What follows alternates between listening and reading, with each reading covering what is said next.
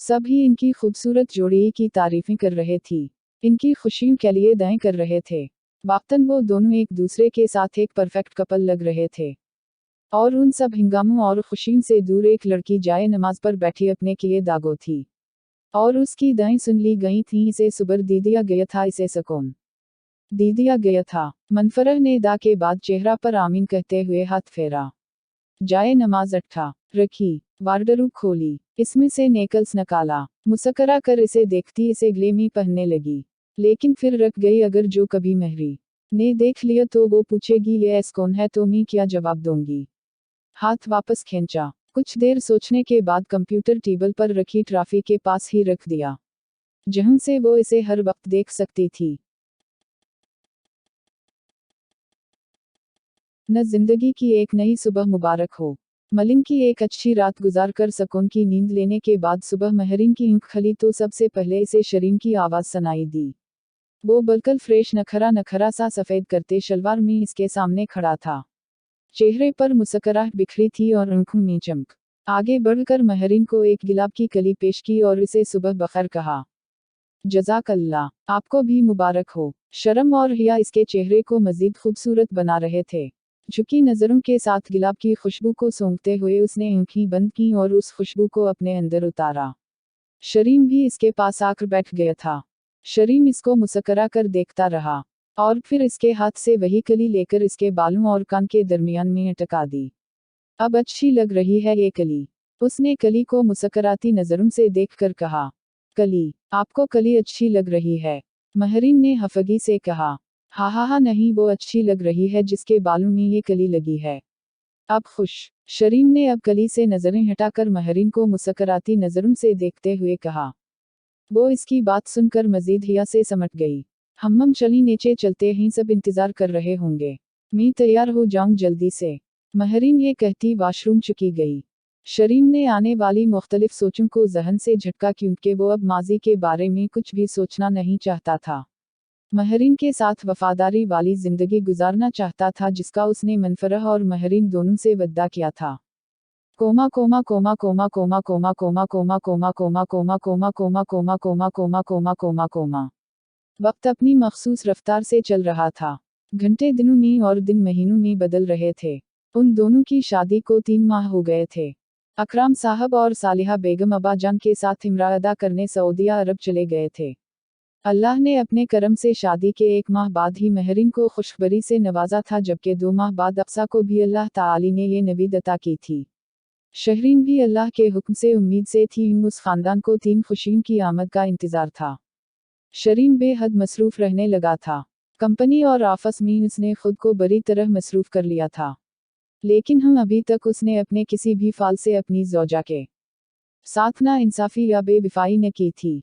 वो इसे अपने हर राया से ये एहसास दिलाता कि वो उससे मोहब्बत करता है, इसकी इज़्ज़त और इसकी कद्र करता है, और हकीकत ऐसा ही था। उनके रिश्ते में वफ़ा, एतमाद, एतबार, क़ुद्रदानी, एक दूसरे को वक्त देना, एक दूसरे का हर लिहाज से ख्याल रखना, सब कुछ शामिल था।